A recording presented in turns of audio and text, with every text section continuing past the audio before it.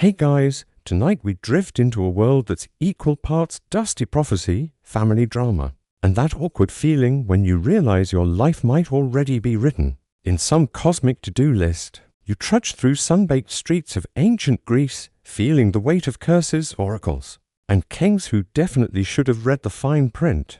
You probably won't survive this without a pillow tucked under your arm or a soft blanket. Because yes, Oedipus' story is one of those where every turn comes with a sigh and a whispered oh no. So, before you get comfortable, take a moment to like the video and subscribe, but only if you genuinely enjoy what I do here. And while you're at it, go ahead and post your location and local time. It's like a little global sleepover, all under the watchful gaze of Apollo and a few inevitably meddling fates. Now, dim the lights, maybe turn on a fan for that soft background hum, and let's ease into tonight's journey together. You find yourself imagining Thebes. Its walls ancient yet sturdy, a city of olive trees swaying lazily in the evening breeze, and the faint aroma of baked bread mingling with the earthy scent of the nearby hills. Somewhere in this landscape, a child is born under an ominous cloud of prophecy because Greek myths are never subtle. This is Oedipus, though you wouldn't know him yet. He's just a baby, fragile and quiet, his cries swallowed by the shadows of fate. Historians still argue whether the stories of such oracles were genuinely feared by people of the time, or whether they were clever storytelling tools to make politics more dramatic.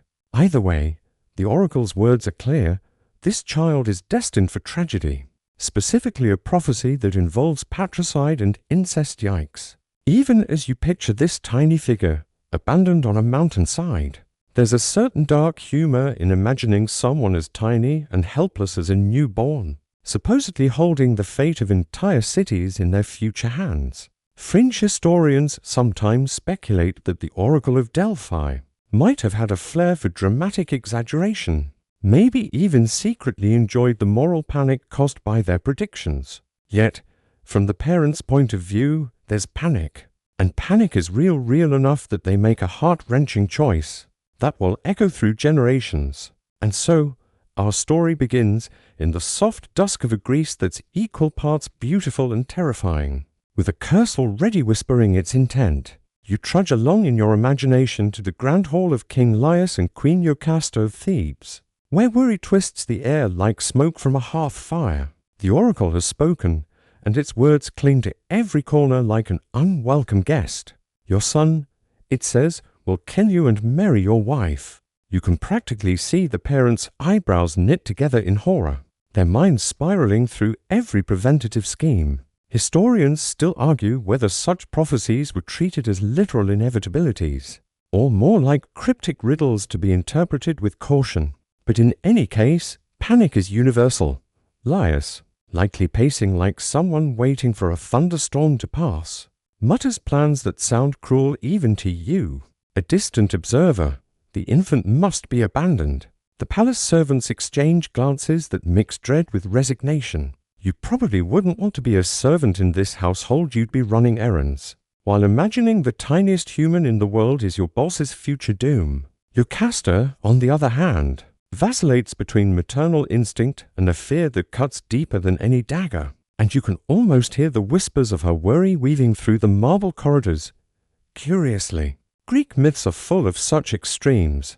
1 minute, a king is nurturing a child, and the next, he's plotting their potential death. Fringe theorists suggest this obsession with fatalism might reflect real ancient anxieties about inheritance, succession, and the sheer randomness of disease or infant mortality, though you'd hope their babysitting policies were a little more practical.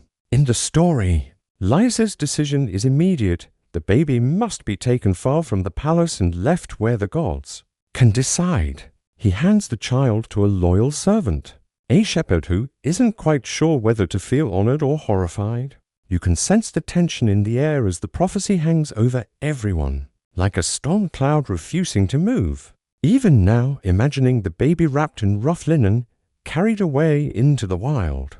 There's a macabre poetry to the scene. The oracle's words echo faintly in your mind, a constant reminder that Greek life was rarely about comfort, and often about the dramatic collision of human ambition and divine will. You watch, silently, as the first threads of Oedipus' fate are woven into the tapestry of Theban legend, knowing that the story is just beginning and that every choice, even those made out of fear, will have consequences you can feel in your own chest. You trudge alongside that rough-hewn shepherd now, imagining the tiny bundle of swaddling linen in his arms, the way it quivers as if it knows something dreadful is coming.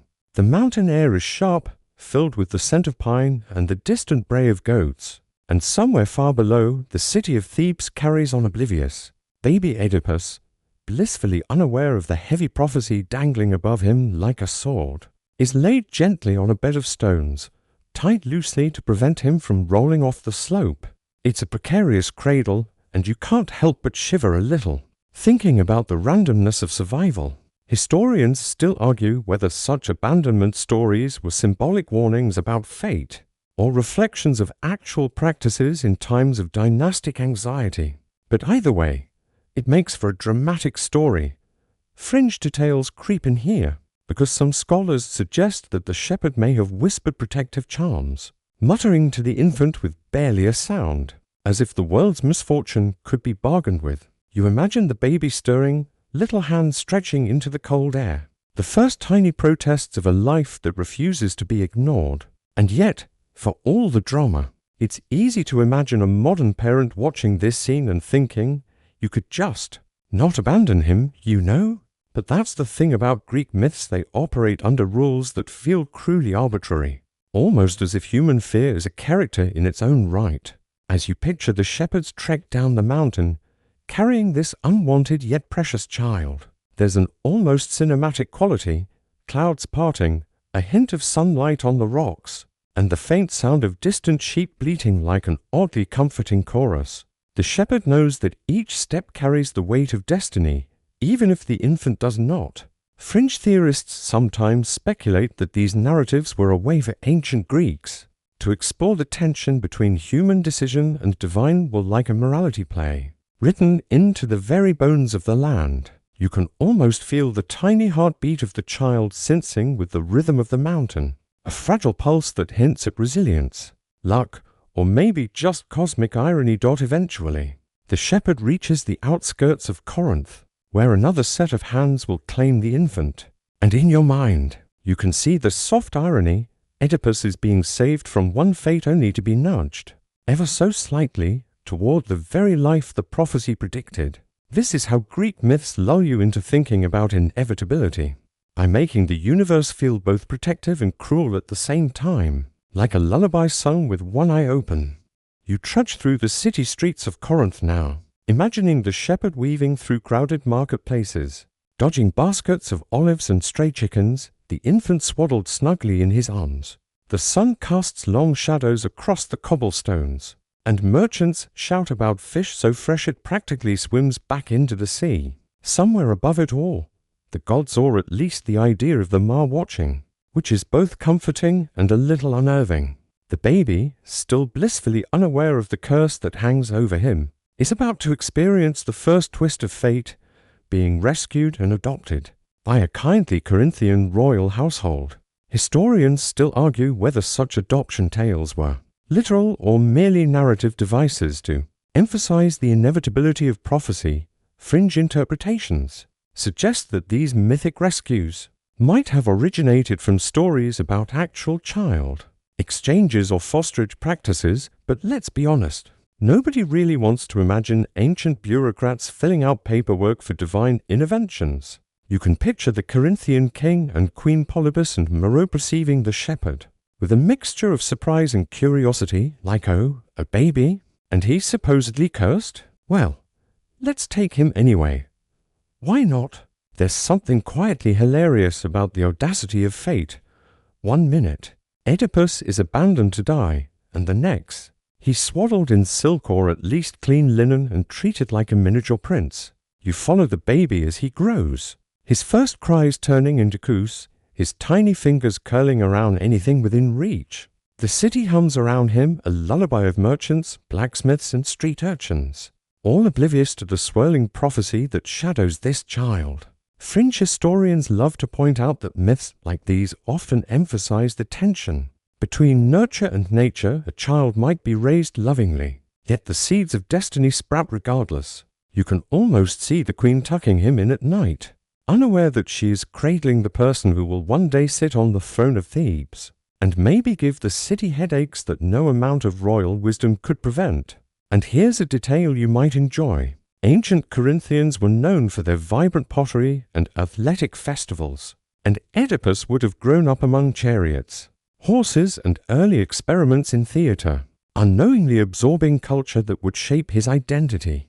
There's something quietly poetic in imagining the baby, swaddled and safe, listening to the clatter of the marketplace and the murmur of political gossip, completely unaware that every smile he receives is a nudge from fate. You realize as the story settles in that even in safety, the threads of prophecy are being meticulously spun, invisible but unrelenting. You trudge through the halls of Corinth's palace in your mind, imagining young Oedipus growing taller, his legs wobbling as he learns to walk, and his eyes wide with curiosity as he explores tapestries, oil lamps, and the occasional overly inquisitive cat. Polybus and Merope, unaware of his true origins, treat him like a true prince, showering him with affection, teaching him the customs of kingship, and maybe occasionally rolling their eyes at his insatiable curiosity.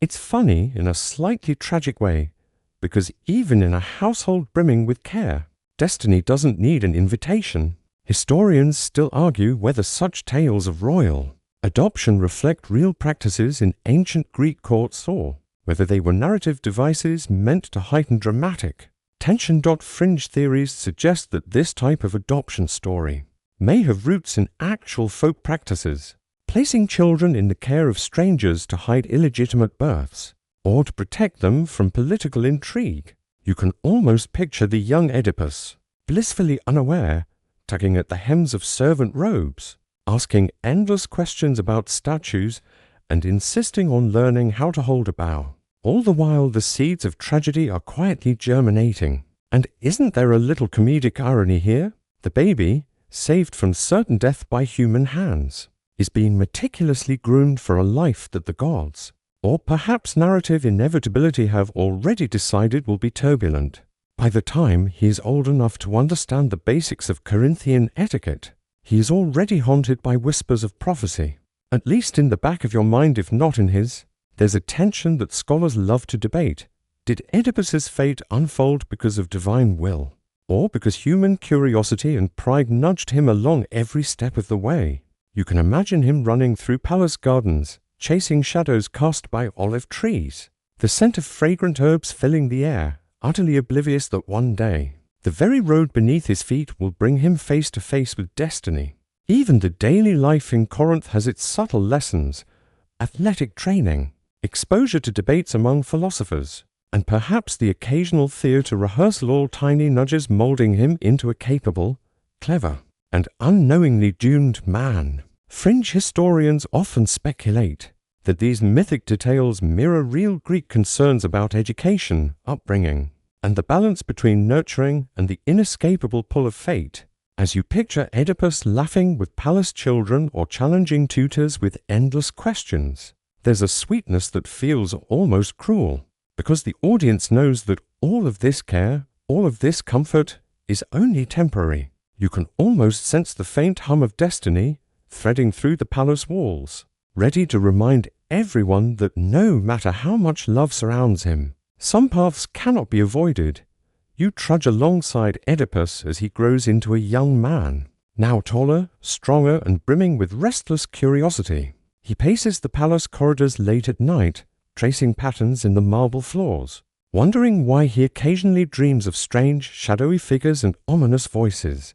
The prophecy, though unspoken by his adoptive parents, seems to lurk in every hallway, like a draft slipping under doors. Historians still argue whether the psychological tension in these myths mirrors real anxieties about inherited destiny, or if it's purely a literary device designed to grip audiences. Either way, you can almost feel the weight pressing against Oedipus' shoulders, as though he senses the looming presence of fate without fully knowing it. Shape fringe scholars suggest that Oedipus' restlessness may reflect an ancient Greek understanding Of miasma, the sense that guilt or misfortune could hover invisibly over a family line, affecting even the innocent.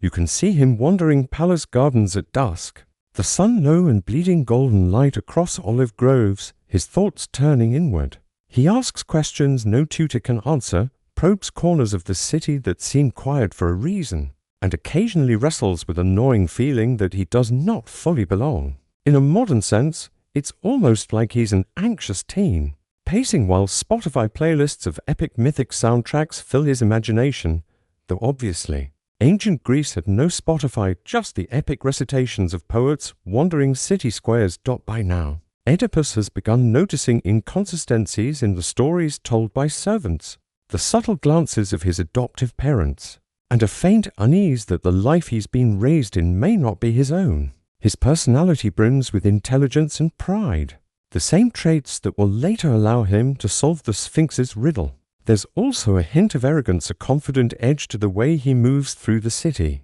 unaware that it is precisely this cleverness that will both save and condemn him. Fringe mythologists often note that Oedipus' curiosity is symbolic of human ambition, a desire to know, to control, even when the cosmos has other plans. You can imagine the young man now, standing at the palace gates, the Corinthian countryside stretching endlessly before him, thinking, maybe I should see the world. I should know who I really am. And in that thought, a subtle tension arises. He is already edging toward the very fate he hopes to escape. It's like pacing a narrow ledge while staring at a cliff, not yet realizing that gravity is not negotiable.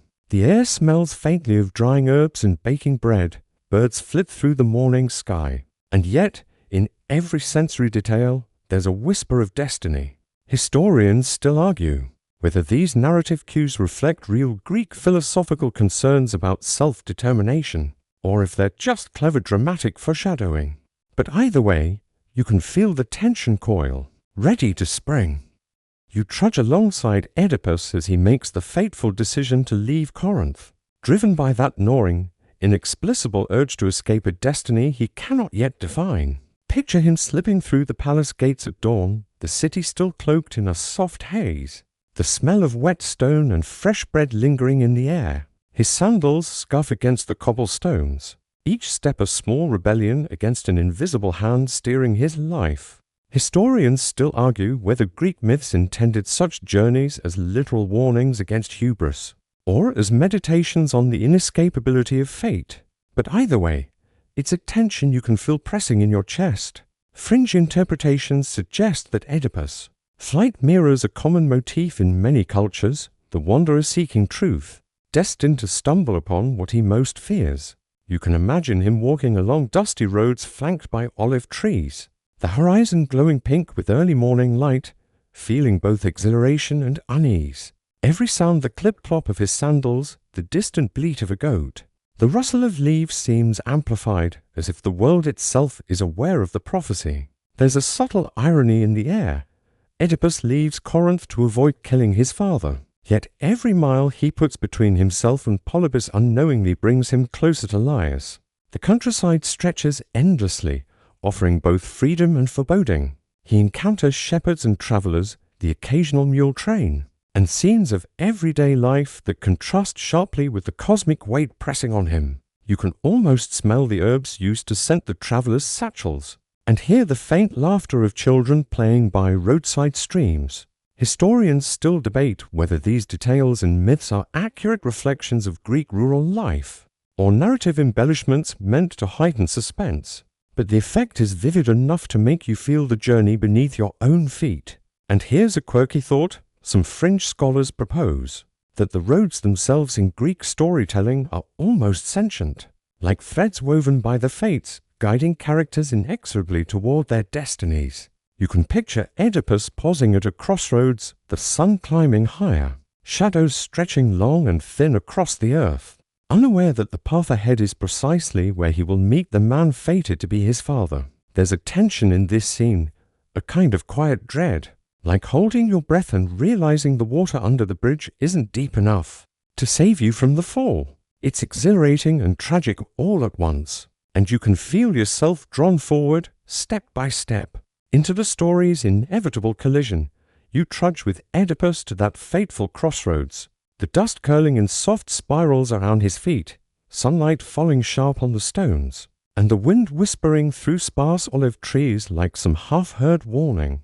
Here, the world feels poised on a knife edge. A chariot clatters toward him, and behind the wooden wheels and dust, you can sense tension crackling in the air. The man in the chariot is none other than Laius, king of Thebes, though Oedipus has no idea he's meeting his father. Historians still argue whether this moment was meant to be a dramatic coincidence, or a reflection of the Greek understanding of fate as unavoidable and omnipresent. Fringe interpretations often dwell on the symbolism of crossroads in myth, places where destiny and choice collide. You can picture Oedipus stepping off the main path, trying to let the chariot pass, and then that sharp, fatal misunderstanding, tempers flare, words are exchanged, and suddenly violence erupts. You feel the tight knot of tension, the way small actions cascade into irreversible consequences, and you might even wince imagining how, in another universe, a simple apology could have spared everyone untold tragedy. Yet, in myth, irony is king, and the universe delights in setting up these moments.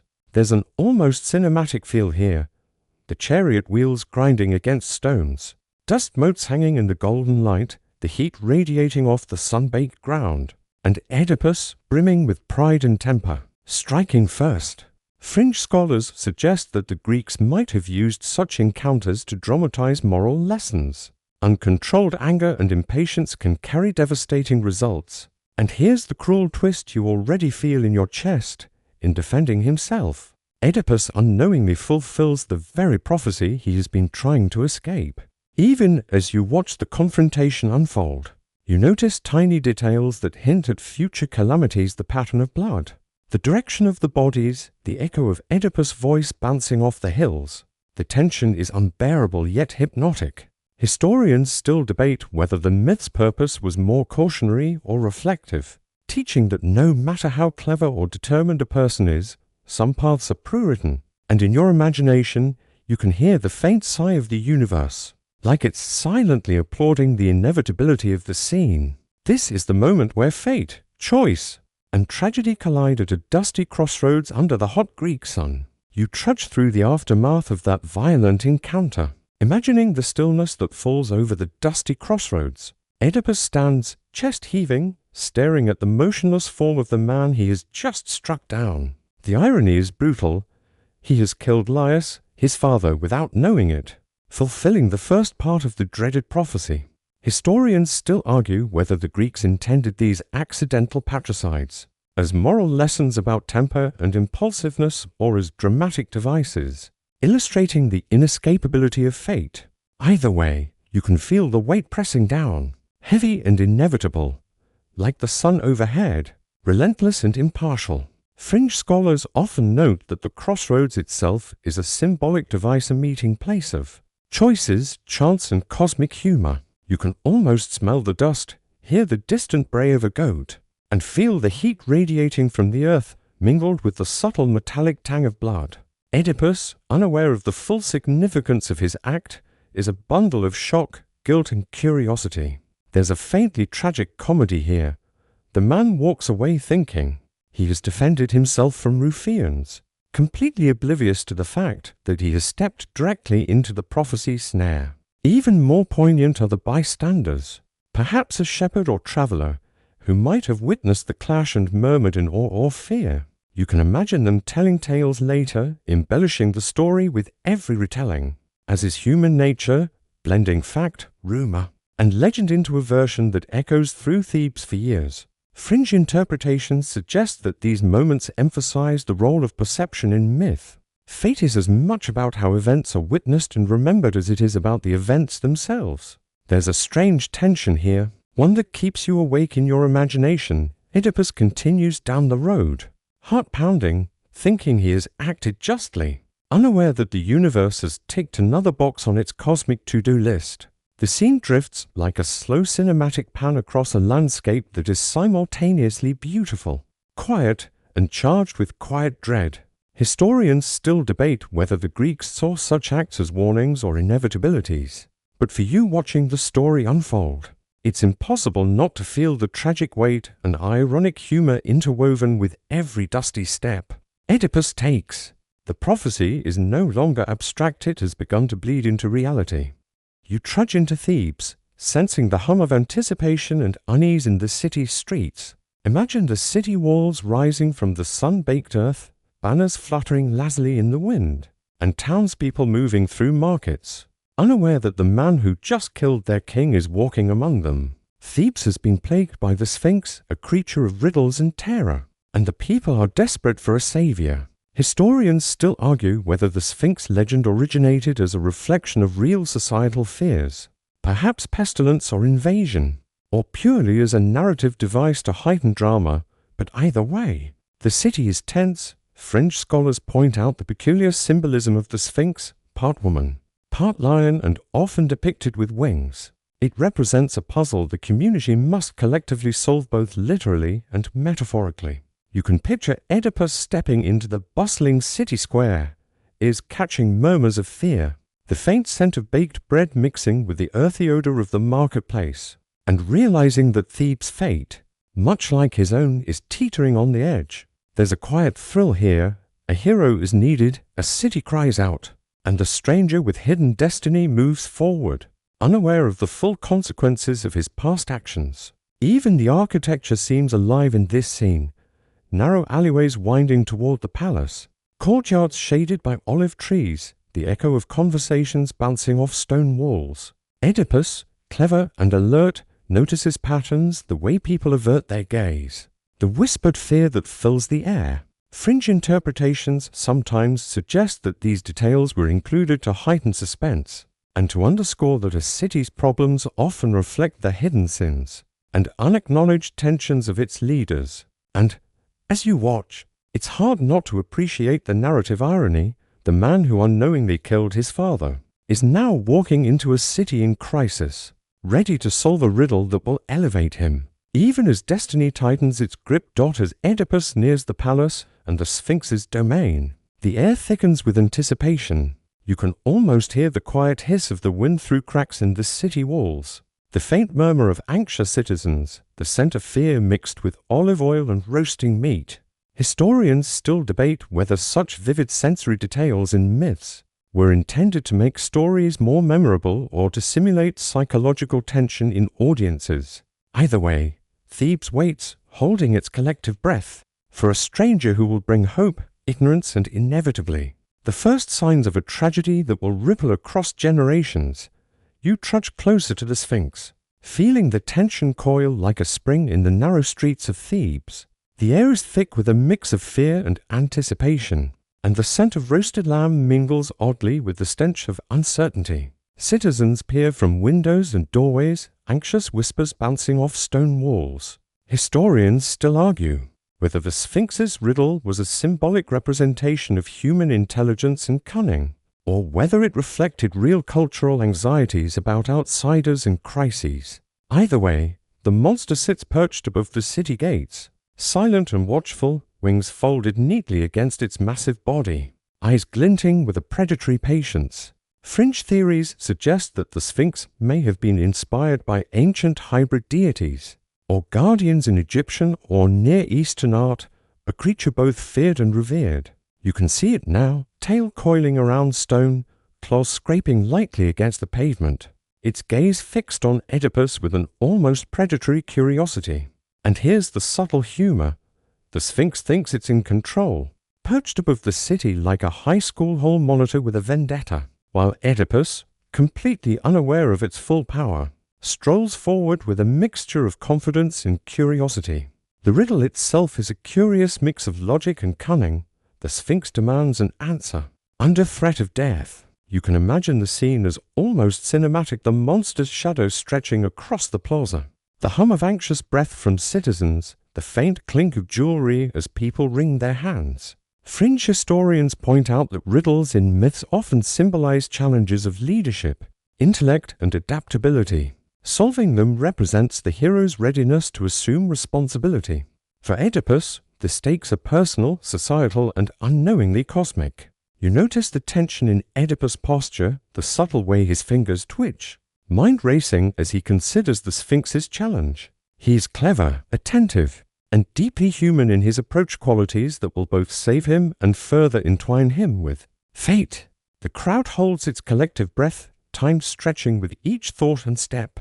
Historians still debate whether the riddle's phrasing is purely literary or reflective of actual folk puzzles from Greek tradition. But for you witnessing it, the suspense is tangible, almost like a shiver crawling up your spine. The Sphinx waits, poised, expectant, a living symbol of the inescapable challenges the universe throws before clever men and unsuspecting cities alike. You trudge alongside Oedipus' thought process as he studies the Sphinx, taking in every detail. The curve of her lion's haunches, the delicate but deadly arch of her wings, the sharp glint of her eyes catching sunlight like shards of glass. The city holds its breath. Historians still argue whether the Sphinx's riddle, what walks on the legs in the morning, 2 at noon and 3 in the evening, was a creation of Greek literary tradition or a symbolic lesson about human stages of life. Either way, Oedipus' mind races, turning over every possibility, every mundane or metaphorical solution. Fringe scholars sometimes note that the Sphinx could symbolize the chaotic forces of nature or the psychological challenges of leadership, meaning solving the riddle is as much an act of insight as it is of courage. You can imagine Oedipus pacing slightly, feeling the heat of the Greek sun on his back, the tension from the citizens pressing in from all sides, and the faint scent of olive oil from nearby market stalls mingling with the heavy perfume of fear. The quiet irony is delicious. He's about to succeed because of clever thinking. Yet this victory will eventually ensnare him further into destiny's tight grip. Oedipus speaks the answer calmly, man. The Sphinx pauses, perhaps puzzled, then lets out a sound like a hiss of wind, a final acknowledgement before collapsing in defeat. The city erupts in relief and awe, and you can almost hear the clatter of jubilant sandals against stone, the cheers of merchants and mothers calling to children, all swept up in a wave of newfound hope.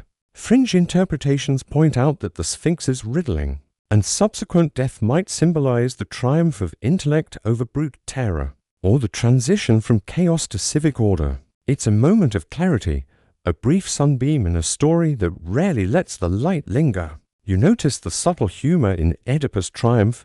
He saves a city he doesn't yet fully understand, becoming a hero without realizing that the very same hands that solved the riddle will later tie him to a curse he cannot escape.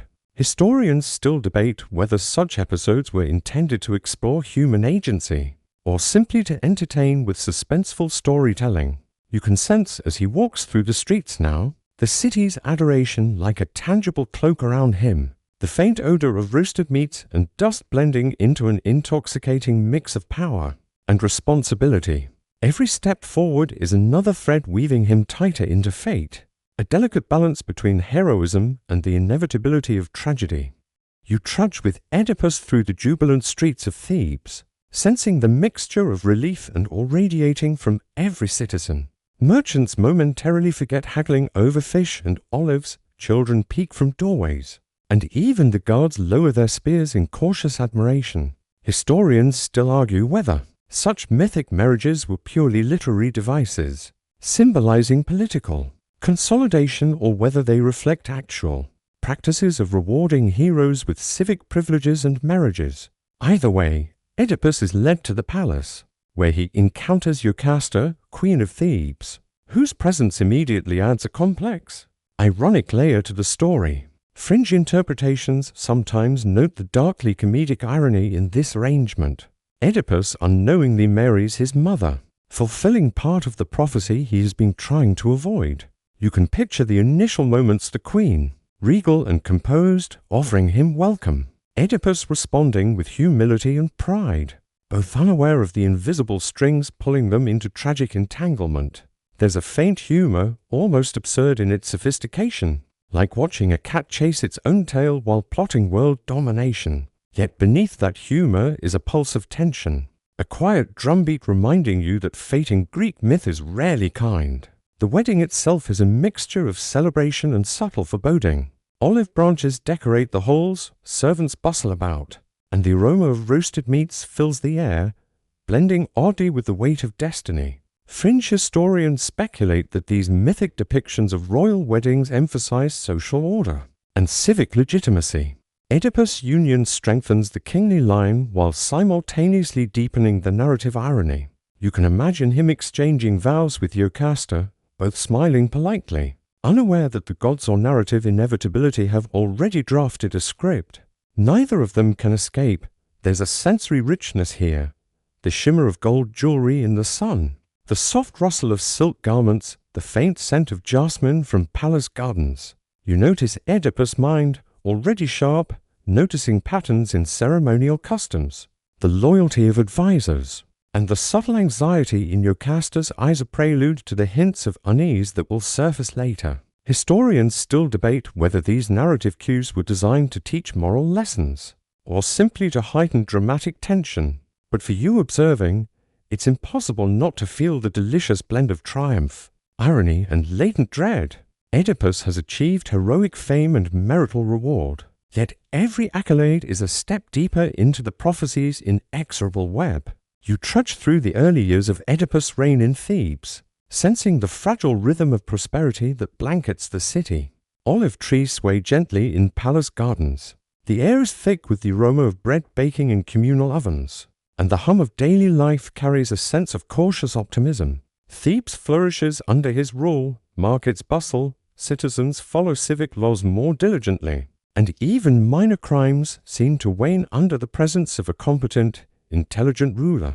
Historians still argue whether these mythic accounts of prosperity reflect real expectations of leadership in ancient Greek culture or a narrative, tools to heighten contrast with impending tragedy. Fringe scholars often note the almost ironic nature of Theban peace. The city thrives because the man who caused its misfortune unknowingly walks among them as king. You can picture Oedipus presiding over council meetings, adjusting tunics with the casual confidence of a ruler who believes in his own cleverness, all the while remaining blissfully unaware of the seeds of doom already sprouting.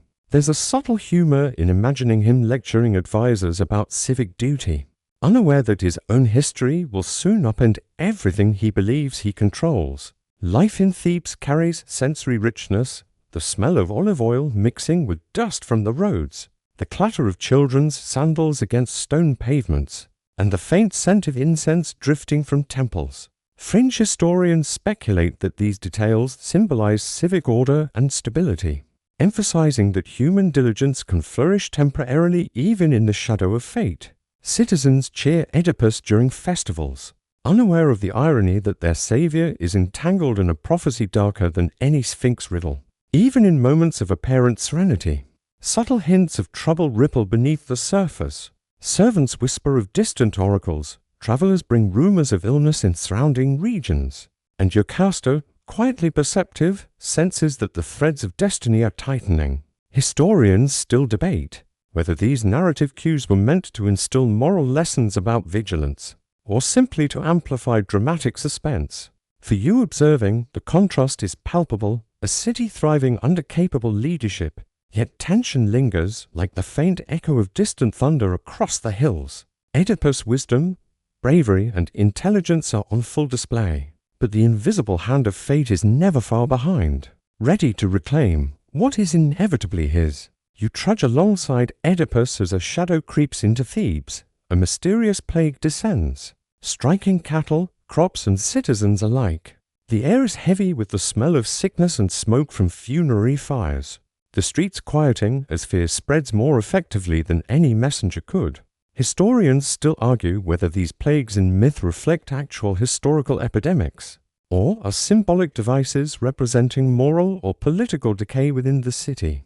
Either way, you can feel the tension in the city's pulse, like a soft drumbeat that grows louder with each passing day. Fringe scholars suggest that the plague may symbolize divine displeasure, not just physical illness, reminding you that in Greek thought, misfortune often carries moral or cosmic weight. You can almost hear the whispers among citizens, concerned mothers clutching children, merchants hurriedly closing stalls, and priests murmuring prayers to Apollo, hoping to lift the curse. There's a subtle, almost darkly humorous irony here. The city saved by Oedipus is now suffering under his reign, though none yet realize the connection between the king and the cursed bloodline. Oedipus, ever perceptive, feels the weight of responsibility pressing down on him. You imagine him pacing the palace gardens at dawn, observing the sick and grieving citizens, smelling the faint tang of fevered sweat mixed with the herbs burned to purify the air. Historians still debate whether the myth emphasizes leadership as a moral duty, or whether it dramatizes the inevitability of human suffering. Fringe interpretations sometimes point out that plagues in myth often serve as narrative tools to catalyze revelation, forcing heroes to confront truths they would rather avoid. Advisors and citizens alike look to Oedipus for answers. He convenes meetings, questions priests and soothsayers, and listens for signs in the wind or the flight of birds. Every subtle detail, the twitch of a servant's eyebrow, the way smoke drifts from a sacrificial altar, adds to the mounting suspense. Historians still argue whether these narrative cues reflect real ritual practices or are artistic devices. But for you observing, it's clear Oedipus is now caught between duty, curiosity, and the faint, inexorable pull of the prophecy. The plague, silent and relentless, becomes both a literal and metaphorical symptom, setting the stage for revelations that will shake Thebes to its core. You trudge through Thebes with Oedipus at the heart of the city's unease, feeling the tension coil tighter with every street you pass. The plague persists, and the scent of smoke from countless purification fires mixes oddly with the earthy aroma of damp, stone, and olive groves beyond the walls. Citizens whisper anxiously, their fear palpable. Historians still argue whether these plague episodes were based on real epidemics, symbolic narrative tools, or moral commentary, but in any case, the weight of Thebes' suffering presses on Oedipus like a physical force seeking answers. Oedipus consults the oracle at Delphi once again. You can almost picture the temple's cool marble, the faint aroma of incense, and the flickering light of oil lamps casting shadows that seem to move of their own accord. Fringe scholars note that these oracular consultations often served dual purposes: to advance the narrative and to highlight a hero's intelligence, judgment, or stubbornness. The oracle delivers the cryptic message: the plague will not lift until the murderer of King Laius is found and punished. Oedipus feels a chill, though he doesn't yet connect the words to his own actions, and you can sense the subtle irony tightening around him like a slowly coiling serpent. You notice the sensory details, the hushed murmurs of priests, the faint clatter of votive offerings, and the dust motes dancing in streams of sunlight filtering through the temple columns. Fringe historians speculate that these motifs were included to evoke a sense of spiritual weight and communal tension. Oedipus leaves the temple with a grim sense of responsibility, determined to find the culprit, yet unknowingly walking further into the prophecy's snare. The story illustrates an enduring tension between free will and fate. The king acts decisively, seeking justice, yet every step only leads him closer to the revelation he fears. Even as he interrogates them and advises and examines clues, subtle details emerge. Travelers speak of the murdered king's demise at a crossroads. Servants whisper about strange encounters. Your caster quietly expresses worry. Historians still debate whether these narrative cues were intended to show human fallibility or to heighten dramatic irony. You can feel the atmosphere thick with suspense. Oedipus' intellect, courage, and sense of duty shine, but the shadows of fate loom, unseen yet unyielding, guiding him toward the truth that will ultimately shatter the city and himself alike. You trudge alongside Oedipus as subtle clues begin to surface, each one like a breadcrumb on a path you can't quite see. The streets of Thebes hum with whispered rumors. A shepherd saw a strange encounter on a lonely road. Travelers speak of an unknown assailant, and courtiers quietly exchange anxious glances. Historians still argue whether such narrative devices were intended to teach lessons about vigilance and justice, or whether they merely serve to heighten dramatic tension. Either way, you feel the tension coil tighter around Oedipus, pulling him forward even as he tries to make sense of it all. Fringe interpretations suggest that these hints function as narrative echoes of fate, small, almost imperceptible nudges that remind both hero and audience That destiny is an invisible hand steering events. You can imagine Oedipus pacing the palace halls at dusk, the scent of roasted meats and drying herbs filling the air, while his mind races through possibilities. The ironies are subtle but delicious, each clue he uncovers, meant to absolve the city and restore order, draws him deeper into the very curse he hopes to evade. You might even smirk at the cosmic humor of it, like someone carefully following a map that always leads them back to the starting point. Oedipus notices minor inconsistencies in witness accounts and small details in the city's reports. A charioteer's recollection seems off, a servant hesitates before answering, and the timing of certain events doesn't add up neatly. Fringe scholars suggest these narrative anomalies were deliberately included in myths, to mirror the complexity of human perception and the unreliability of memory. You sense the tightening suspense, the way the story drifts closer to revelation, like a slow but inevitable tide. Historians still debate whether such clues were intended as moral commentary or purely dramatic foreshadowing. But for you, watching the tension build is mesmerizing. Even your caster begins to show subtle anxiety, offering gentle warnings, hints of fear, and veiled suggestions that Oedipus should not dig too deeply. The palace, usually filled with the warmth of sunlight through olive trees and the laughter of servants, now feels like a stage set for impending disaster. You notice the interplay of human intuition and destiny. Oedipus' sharp mind senses irregularities, yet every observation only nudges him closer to the unthinkable truth. In this moment, you feel the narrative pulse, the invisible threads of prophecy tugging steadily, reminding both hero and audience that knowledge, curiosity, and fate are forever intertwined. You trudge with Oedipus deeper into the web of clues, feeling the city of Thebes tighten around him like a slowly closing ring. Every conversation, every whisper seems charged with double meaning. The scent of olive groves drifts through the palace gardens, mingling with incense from the temples, while the soft murmur of citizens outside hints at their growing unease. Historians still argue whether this obsessive attention to detail in myths was meant to reflect real investigative methods or to dramatize the hero's journey toward unavoidable truth. Either way, each small revelation feels heavy with significance. Fringe scholars sometimes suggest that these investigative threads symbolize the tension between rational thought and inevitable fate. Oedipus' cleverness is simultaneously a tool and a trap. You can picture him questioning the palace servants, listening for hesitation, analyzing every story, every tone of voice. There's almost a darkly comedic element. Here imagine someone meticulously checking every alibi, while unknowingly chasing their own doom.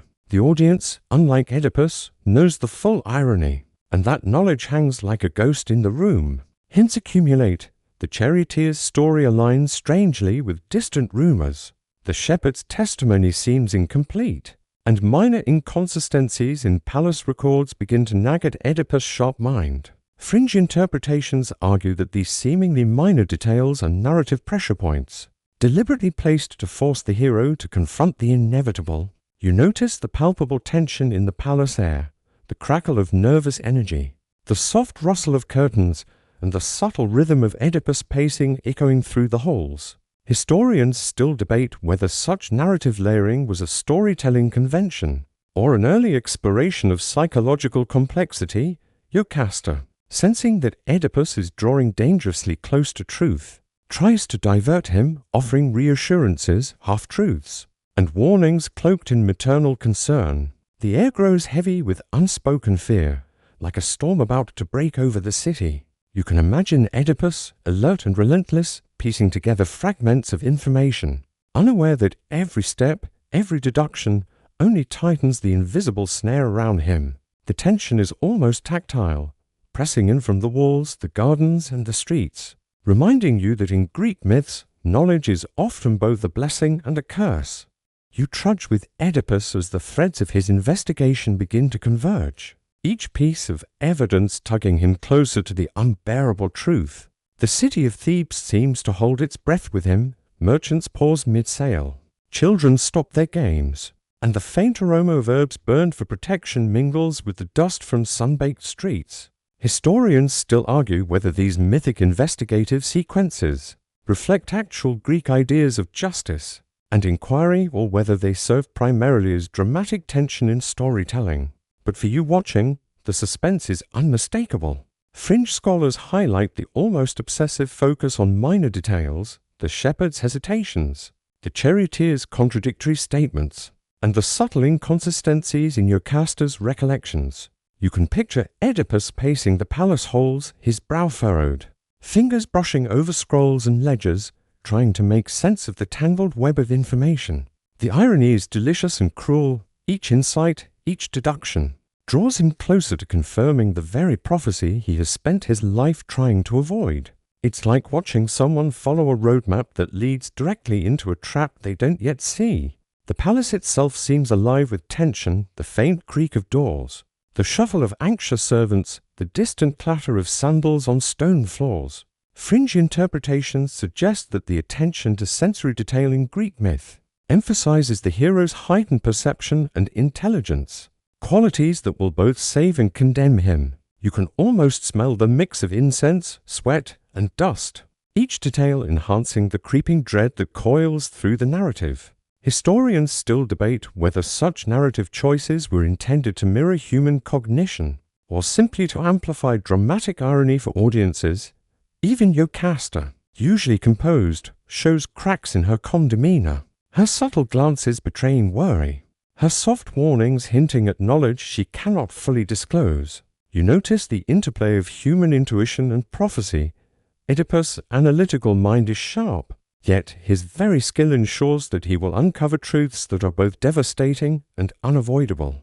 The tension tightens around him like a coiled rope, the invisible threads of fate pulling inexorably toward revelation. For you, the story is a quiet, almost hypnotic march toward destiny, a reminder that in Greek myth, intellect, courage, and curiosity can illuminate truth but cannot escape it. You trudge alongside Oedipus as the final pieces of the puzzle start to snap into place, the weight of inevitability pressing down on every step. The streets of Thebes feel almost claustrophobic now, a labyrinth of whispers, rumors, and anxious glances from citizens who sense the city's growing unease.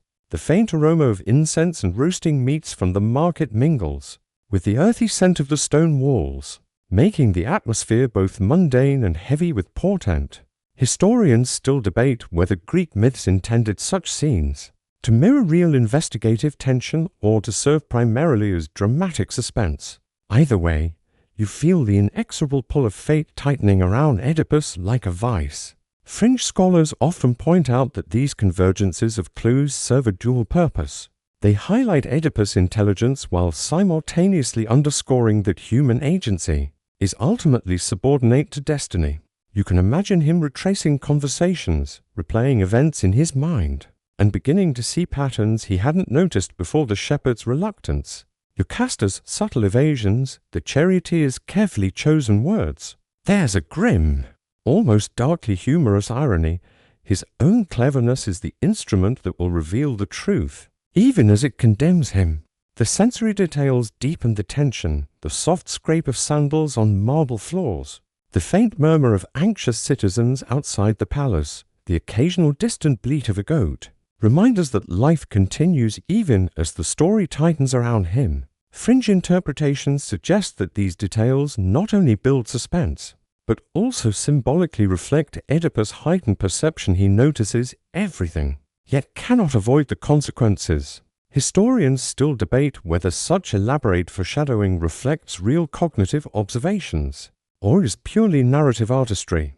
But for you, the suspense is visceral and undeniable. Yocasta's growing anxiety becomes more apparent, subtle shifts in posture, a quiver in her voice, and the occasional unguarded glance hint that she senses the truth before Oedipus does. You can almost feel the palace itself leaning in, walls closing slightly, shadows lengthening, as if the universe itself is waiting for the inevitable revelation. Each discovery, each insight, each small acknowledgement of the truth is a thread being pulled, weaving Oedipus deeper into the tapestry of prophecy. You feel the tension like a low hum in your chest, a quiet, steady drumbeat leading inexorably to the moment when knowledge will collide with fate.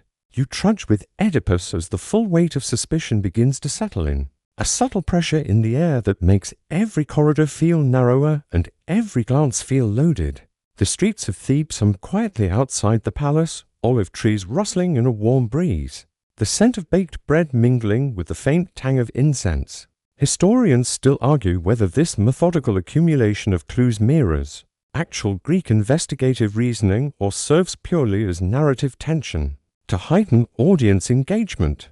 Either way, the city itself seems to hold its breath, waiting for the storm to break. Fringe scholars suggest that the narratives focus on minor inconsistencies, the shepherd's hesitation, Yocasta's evasive words, and charioteer's conflicting accounts represents a symbolic collision between human perception and cosmic inevitability. You can picture Oedipus retracing steps through palace halls, running fingers along marble banisters, noting the alignment of shadows, replaying conversations, each small detail tugging him toward recognition. There's a kind of dark irony here. His intelligence, which has long defined him as a hero, now acts as a double-edged sword, revealing the truth that will ultimately crush him. The sensory layers of this moment are almost hypnotic. The soft scuff of sandals, echoing in silent halls, the murmur of anxious servants, the distant bleat of goats in city gardens, and the subtle smell of herbs burned to ward off the plague. Fringe interpretations argue that these details reflect Oedipus' heightened perception, emphasizing the inescapable intertwining of intellect and destiny. Historians still debate whether such details mirror actual Greek notions of perception, or simply function as narrative artistry to magnify suspense. Even Yocasta, sensing the danger, begins to falter in her composure. Her voice carries subtle tension, her gestures betray unspoken fears, and her eyes flicker with anxiety whenever the conversation edges toward the truth. You notice the layers of irony, the very intelligence that makes Oedipus a savior. And Hero also guides him to uncover the horror he has long tried to avoid. The threads of prophecy weave tighter, invisible yet omnipresent, and you feel the pulse of narrative inevitability every step, every question. Every subtle clue draws him closer to the revelation that will shatter Thebes and his own life alike.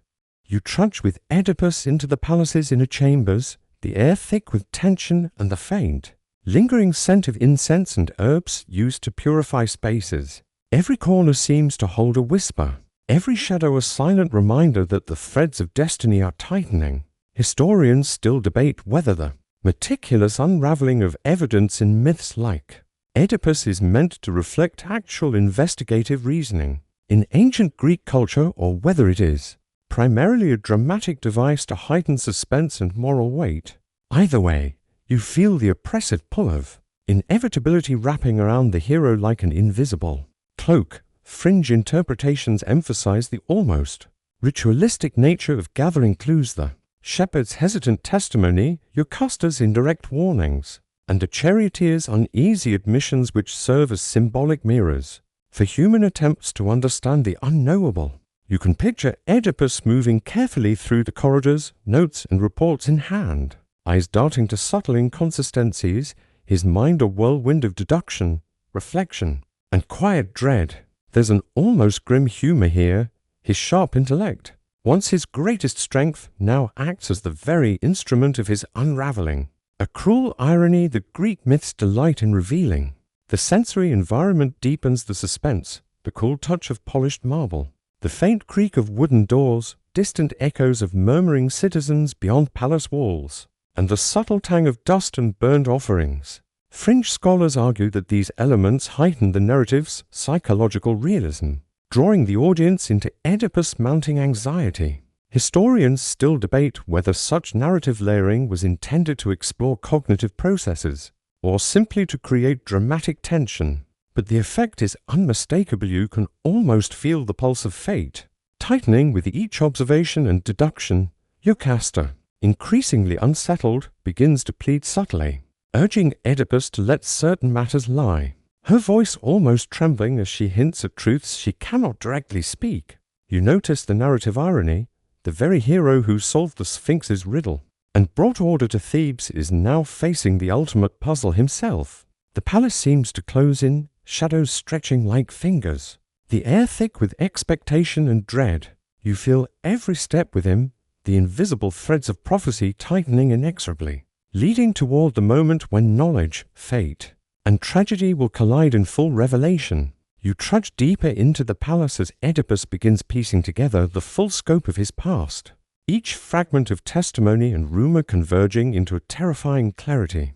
The smell of burning incense lingers in the air, mingling with faint traces of sweat from anxious servants and the faint tang of roasted meats, still cooling in the kitchen. Historians still argue whether the meticulous unraveling of Oedipus' history was meant to mirror real investigative techniques or simply to dramatize the inevitability of fate.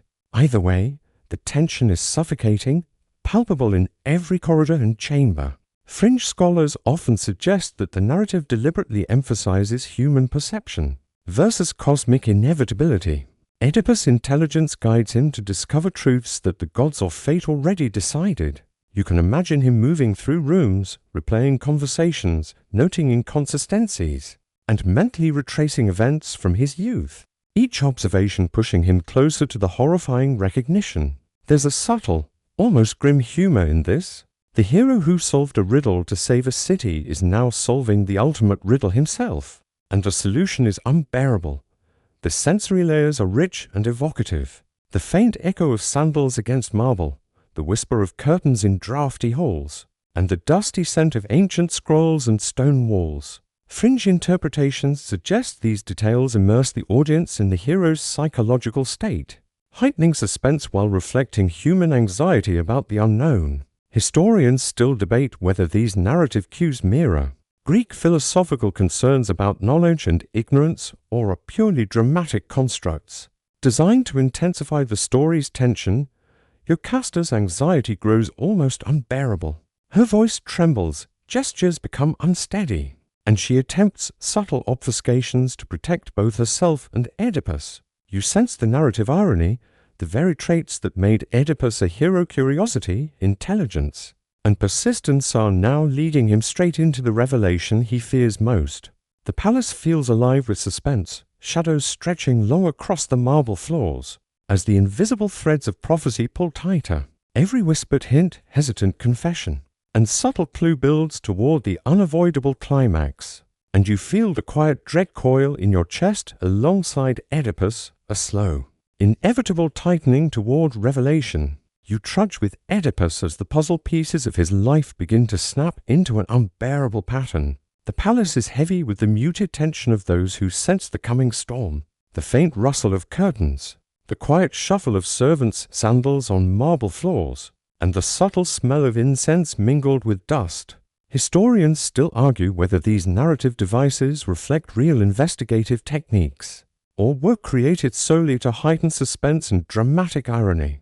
But the effect is immediate. You feel the tightening coil of inevitability pressing in. Fringe scholars suggest that Oedipus' growing obsession with uncovering the truth mirrors a universal human tendency to confront uncomfortable knowledge, often at the risk of self-destructs.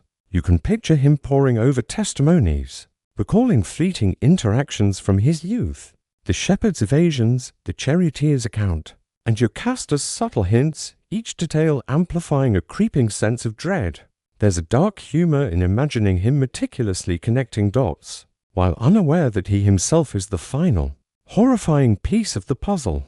The sensory environment enhances the tension, the faint metallic tang in the air, perhaps from a palace lamp oil spill, the soft echo of distant voices carrying over-polished stone, and the muted fragrance of herbs burned in a futile attempt to ward off the plague. Fringe interpretations argue that these details immerse the audience in the hero's state of mind, making the slow revelation of truth almost palpable.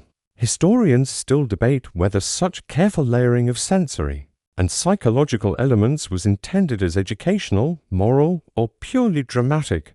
Yocasta, increasingly desperate, begins to intervene more openly, pleading with Oedipus to abandon his line of questioning, her voice trembling as she hints at truths she cannot yet disclose. The irony is sharp. The hero who once defeated the Sphinx is now entangled in a riddle of his own making, one that is lethal in its consequences. You can feel the palace closing in around them, the walls heavy with anticipation as every clue. Hesitation and confession nudges Oedipus toward the unavoidable revelation. Fate, relentless and silent, looms just beyond perception, and you trudge alongside him, sensing the final act inching closer. You trudge with Oedipus as the threads of his investigation begin to tighten into a clear, horrifying tapestry. The city outside seems hushed, almost holding its breath, as if Thebes itself senses the impending revelation. The faint scent of roasted meats and incense mixes with the earthy odor of dust. From the sun-baked streets, historians still debate whether the methodical unraveling of Oedipus' past reflects actual Greek reasoning and investigative processes or is simply a tool to heighten dramatic irony. Either way, the tension is nearly suffocating, a palpable coil that wraps around the palace and the hero alike. Fringe scholars suggest that Oedipus' relentless pursuit of truth exemplifies the dangerous allure of knowledge, how curiosity can be both heroic and fatal. You can imagine him examining every small discrepancy, the shepherd's avoidance of certain questions, Yocasta's nervous hints, and the charioteer's uneasy recounting of events. Each observation nudges him closer to the inevitable conclusion, and there's a grim, almost sardonic humor in how his own intelligence acts as the instrument of his doom. The sensory details heighten the suspense, the echo of Oedipus' sandals on marble floors, the whisper of distant conversations, the faint metallic tang of blood on old palace stones, and the subtle scent of herbs burned to ward off both plague and ill fortune. Fringe interpretations argue that these layered details function to immerse the audience in Oedipus' psychological tension, highlighting the collision of human agency and destiny. Historians still debate whether such attention to narrative realism reflects ancient Greek perceptions of cognition or serves solely to intensify drama. Jocasta becomes increasingly desperate, pleading with Oedipus to abandon his inquiry, her gestures shaky and voice quivering with unspoken knowledge. The narrative irony is sharp. The same hero who solved the Sphinx's riddle, whose cleverness and courage elevated him to kingship, is now ensnared by the riddle of his own life. The palace walls seem to lean closer, shadows stretching like silent spectators, as every subtle clue, every hesitant confession, tightens the grip of fate. You feel the inexorable pull with him, aware that the revelation, the truth of his birth, his actions, and the curse is just moments away. You trudge with Oedipus as the strands of his investigation begin to coalesce, a pattern emerging that makes your chest tighten with anticipation. The palace feels heavier now, almost oppressive, the faint scent of incense mingling with dust and the subtle, lingering odor of roasted meats left over from earlier meals. Historians still debate whether these narrative sequences were designed to mirror real investigative reasoning or to heighten suspense, but the effect is immediate. Every step Oedipus takes feels like it is leading inexorably toward revelation. Fringe scholars suggest that the accumulation of clues, the shepherd's hesitant answers, Jocasta's veiled warnings, and the charioteer's partial truths functions as a symbolic device, showing how human perception and intelligence, no matter how sharp, cannot escape the hand of fate. You can imagine Oedipus pacing through the palace halls, reviewing every testimony, replaying fleeting moments from his youth, and gradually sensing the terrible implications. There's a subtle dark humor here. The man whose cleverness saved Thebes from the Sphinx is now unwittingly unraveling the greatest riddle of all himself. The sensory world reinforces the tension, soft creaks of doors, distant murmurs of anxious citizens outside, the faint metallic tang of blood long dried into the stone floors, and the aroma of herbs used in vain to repel disease and misfortune. Fringe interpretations suggest that these details immerse the audience in Oedipus' mounting anxiety, allowing you to feel the pull of destiny alongside him. Historians still argue whether such sensory layering mirrors psychological realism or serves primarily as a narrative device, but it is undeniably effective. Jocasta, increasingly frantic, interjects more insistently, trying to redirect Oedipus' attention and suppress his relentless questioning. Her gestures and voice betray fear she cannot fully articulate. The irony is cruel. The same intelligence that elevated Oedipus to kingship now guides him directly into the grasp of the prophecy he spent his life avoiding. The palace seems to tighten around him, shadows lengthening as each new discovery draws him nearer to the ultimate, horrifying revelation. You trudge alongside him, sensing the final moment of recognition where knowledge, fate, and tragedy will converge looming just ahead. You trudge with Oedipus as the threads of truth tighten, each revelation a subtle but undeniable tug toward catastrophe. The palace is thick with tension, the faint smell of incense lingers. The warmth of the sun through high windows casts elongated shadows across the marble floors, and the soft murmur of anxious servants fills the corridors. Historians still argue whether such meticulous narrative construction reflects real Greek approaches to inquiry and justice or is purely a dramatic device to heighten suspense. Either way, the inevitability of revelation presses down like a weight you can almost touch. Fringe scholars point out that Oedipus' investigation mirrors the human need to confront uncomfortable truths, even when the cost is unbearable. You can imagine him piecing together the shepherd's evasions, the charioteer's conflicting account, and Jocasta's half-truths, each clue nudging him closer to the knowledge he fears. There's a darkly ironic humor here. The clever man who solved the Sphinx's riddle is now using that same intellect to unravel the ultimate riddle. His own life and deeds, the sensory atmosphere, amplifies the suspense.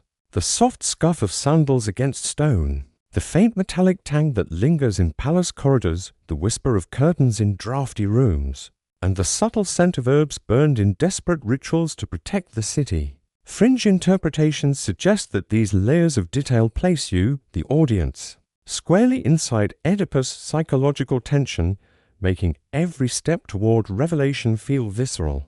Historians still debate whether these narrative techniques reflect ancient perceptions of cognition or are primarily artistic devices for dramatic tension.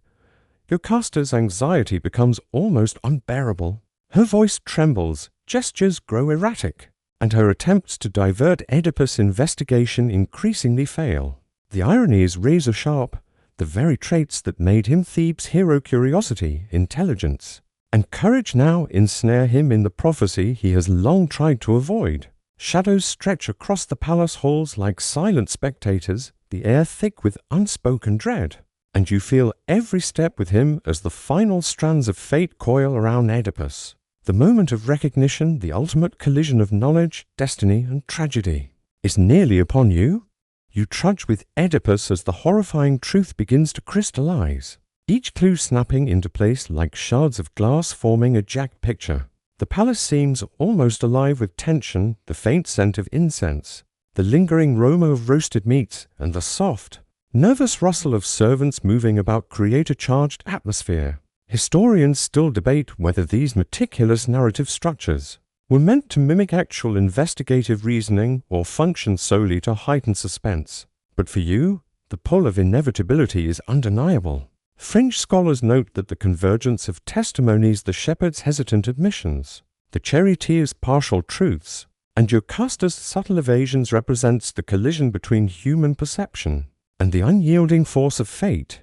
You can picture Oedipus retracing every event, replaying conversations, and connecting fragments of memory, each step revealing the tragic puzzle he has long sought to avoid. The dark humor is palpable. The man who solved the Sphinx's riddle now uses his intellect to uncover the ultimate riddle himself. The sensory details enhance the suspense.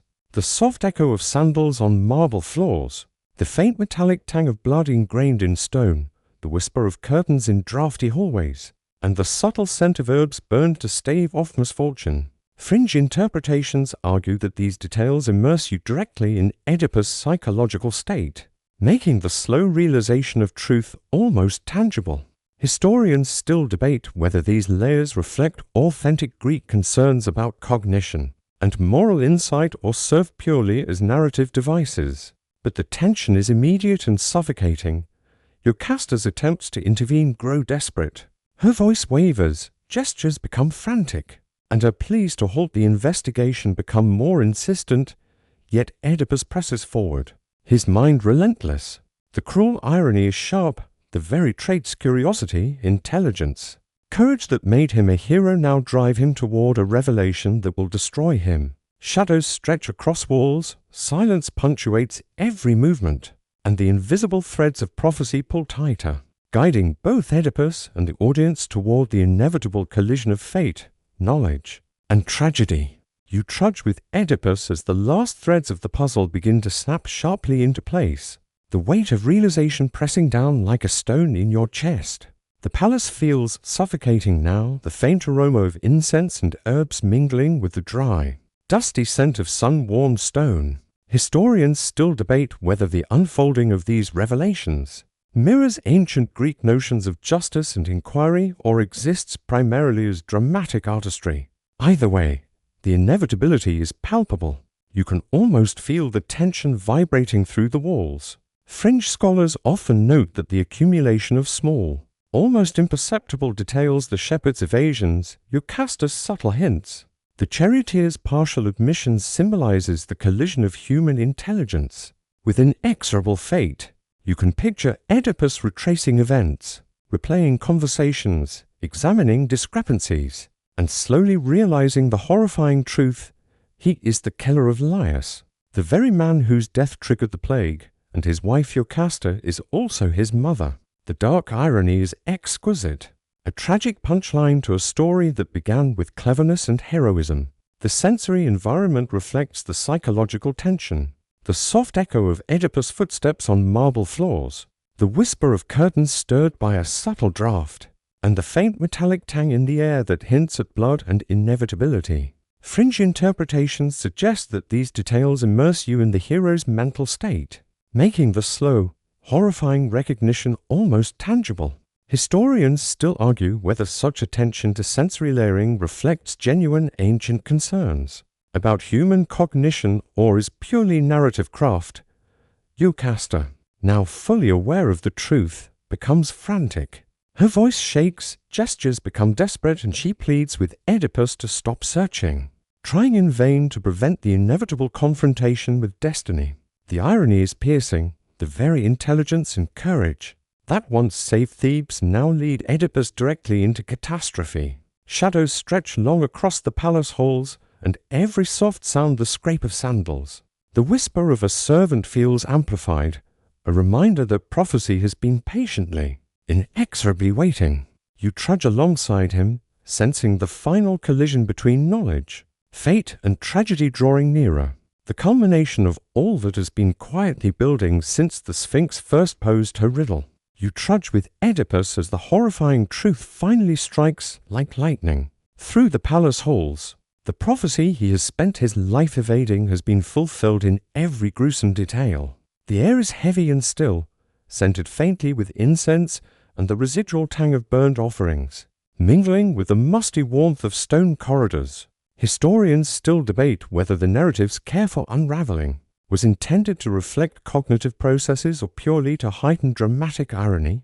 But for you, the tension is undeniable, pressing in from every angle. Fringe scholars often emphasize the exquisite cruelty of Greek fate, Oedipus' intelligence, bravery, and determination, qualities that made him a hero, have simultaneously acted as instruments of his own destruction. You can picture the moment of recognition, when the fragments of his past coalesce into a full, unrelenting picture. He killed his father Laius, married his mother Jocasta, and unwittingly caused the plague that ravaged Thebes. There's a grim, almost sardonic humor here, the kind of cosmic joke that only fate can deliver, leaving you both horrified and awestruck. The sensory environment mirrors the psychological impact. The palace feels oppressively still. Only the faint scuff of sandals, the subtle rustle of clothing, and the distant murmur of the city reminding you that life persists, even as personal catastrophe unfolds. Fringe interpretations note that these details are not merely atmospheric. They immerse you in the emotional reality of Oedipus, making the slow horror of recognition viscerally tangible. Historians still debate whether these narrative cues were intended as moral commentary, reflections on human cognition, or simply as dramatic artistry. Jocasta, overcome by despair, flees from the palace, leaving Oedipus alone to confront the consequences of knowledge and action. The irony is piercing. The hero who solved the Sphinx's riddle restored order, and brought prosperity, is now undone by the very forces of intellect, courage, and curiosity that defined him. Shadows stretch across the halls, the air seems to thicken, and you feel every heartbeat alongside him, sensing the inexorable tightening of prophecy, the collision of fate, and the full, unavoidable horror of recognition. You trudge with Oedipus into the aftermath of revelation, the palace corridors now heavy with silence, only broken by the faint echo of your own footsteps and the distant hum of the city outside. The truth presses against him like a physical weight. He has killed his father, married his mother, and inadvertently cursed Thebes. Historians still debate whether this psychological unraveling in myth was intended to mirror real human reactions to guilt and recognition, or if it exists purely as narrative spectacle. Either way, the tension is unbearable, a pressure that fills every chamber and shadowed corner. Fringe scholars suggest that this moment of recognition and agnosis, as the Greeks called it, is the apex of tragic irony, where intellect and curiosity collide with fate. You can imagine Oedipus standing frozen, piecing together every past conversation, every subtle clue, realizing that the heroic problem-solving he used against the Sphinx has now guided him into ruin. There's a bleak humor in this cosmic design, the cruel twist that turns victory into catastrophe, and for you, the narrative is almost hypnotic in its inevitability. The sensory world mirrors his inner turmoil. The faint scent of incense hangs thickly in the air. A draught stirs the curtains so they flutter like nervous wings, and the distant murmur of citizens blends with the soft clatter of a stray sandal. Fringe interpretations argue that these details deepen the audience's empathy, making Oedipus' psychological collapse almost tangible. Historians still debate whether such narrative techniques are rooted in cognitive realism or artistic convention, but for you observing, the dread is immediate and visceral. Jocasta, fully aware of the truth, has fled, leaving Oedipus to confront both the magnitude of his actions and the sting of prophecy alone. The irony is sharp. The man who once saved Thebes, whose courage and intelligence made him a celebrated hero, is now undone by those very traits. Shadows stretch longer across the palace halls. The air feels denser with each heartbeat, and you trudge alongside him, sensing the inexorable pull of fate as it coalesces into tragedy. Every step echoing the painful certainty of destiny fulfilled. You trudge with Oedipus as the reality of his actions sinks in. The palace around him almost unbearably silent, broken only by the soft rustle of curtains and the distant murmur of Thebes' citizens outside. The weight of recognition presses down.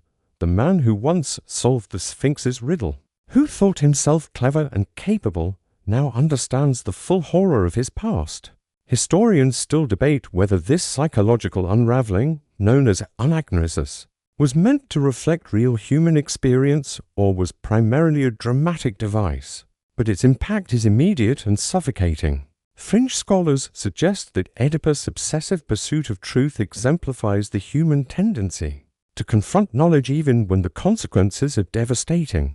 You can imagine him replaying every moment of his life, the shepherd's evasions, Jocasta's hints, the charioteer's admissions, and realizing that every step he took to avoid fate instead led him directly into it.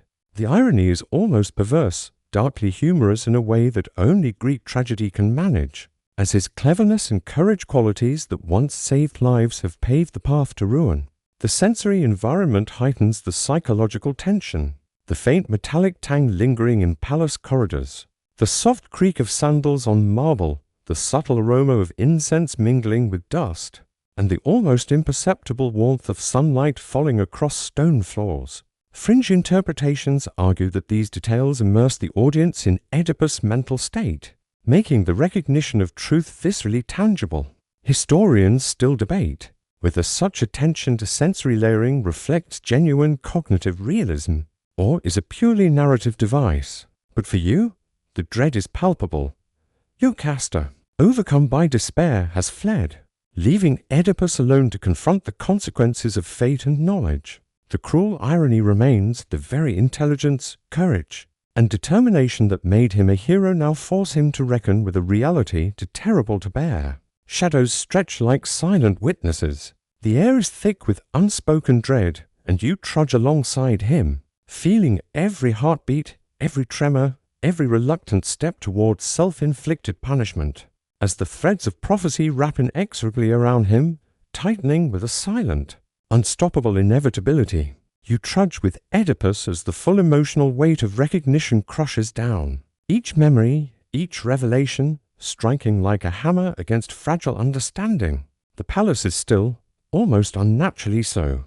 The faint scent of incense lingers, mingling with the faint dustiness of ancient stone and the subtle tang of burnt offerings, left in prayer. Historians still argue whether the myth's portrayal of Unagnes as the moment of self-recognition was intended to mirror psychological reality or exists primarily as a dramatic construct, but its impact is immediate and visceral.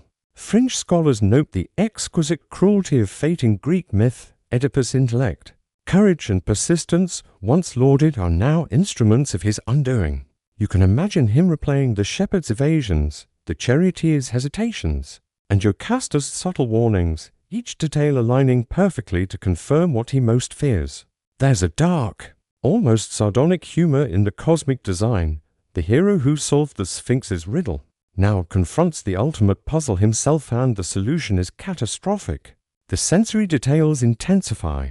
The echo of Oedipus' sandals against marble, the whisper of curtains in the drafty palace halls, and the faint metallic tang of blood still associated with Laius' death, all coalesce into a palpable, suffocating atmosphere. Fringe interpretations argue that these immersive cues place you directly inside Oedipus' psychological and emotional state, making every beat of revelation tangible.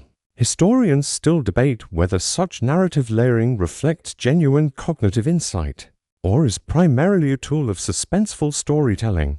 But for you, the dread is undeniable. Jocasta's flight has left Oedipus alone to reckon with destiny, knowledge, and consequence. The irony is sharp and painful. The hero who once restored Thebes, whose cleverness saved countless lives, is now ensnared by the very qualities that elevated him. Shadows lengthen, silence presses in, and you feel the inexorable tightening of fate as Oedipus slowly moves towards self-punishment. Each step echoes the collision of intelligence, morality, and prophecy, a tragic rhythm that is both mesmerizing and devastating. You trudge with Oedipus as he confronts the unbearable consequences of revelation. The palace a suffocating labyrinth of shadow and silence.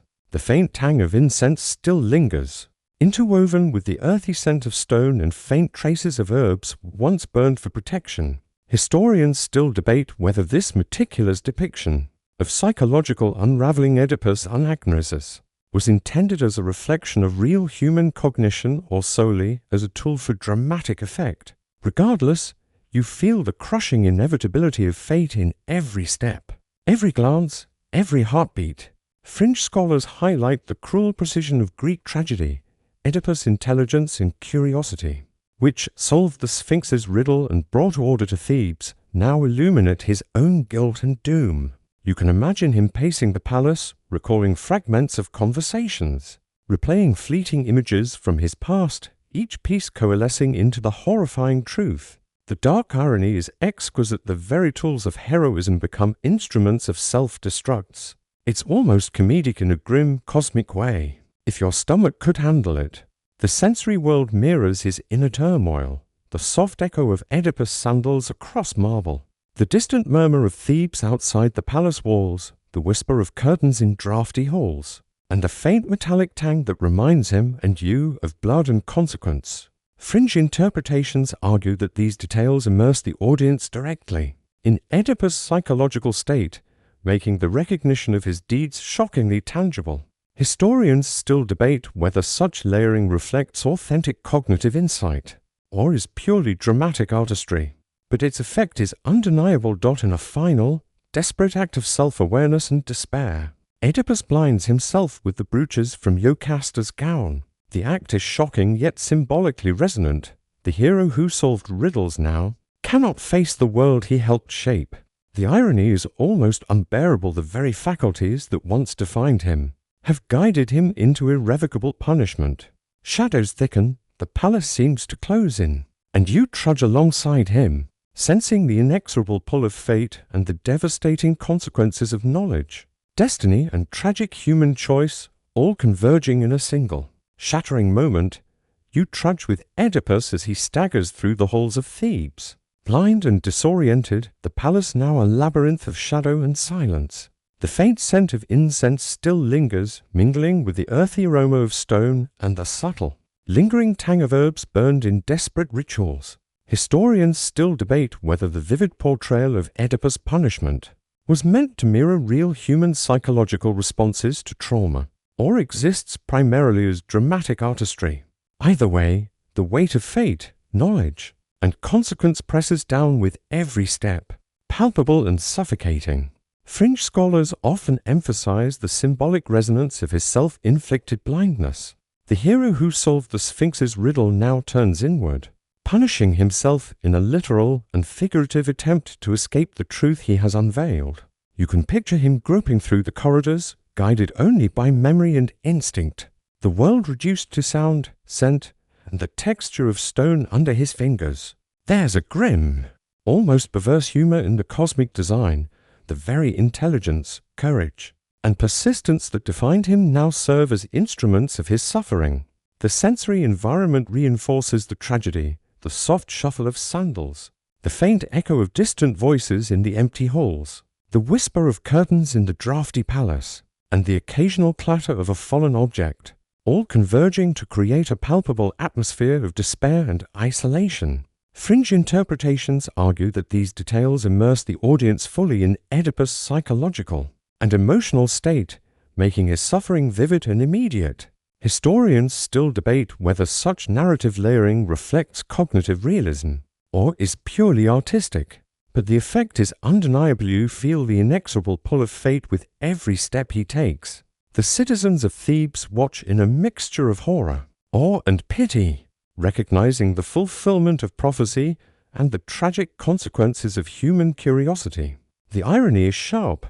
The man who once restored order and solved riddles now wanders in darkness, grappling with the full weight of knowledge and destiny. Shadows stretch long across the palace walls, the air thick with unspoken tension, and you trudge alongside him, sensing the final threads of fate winding tight.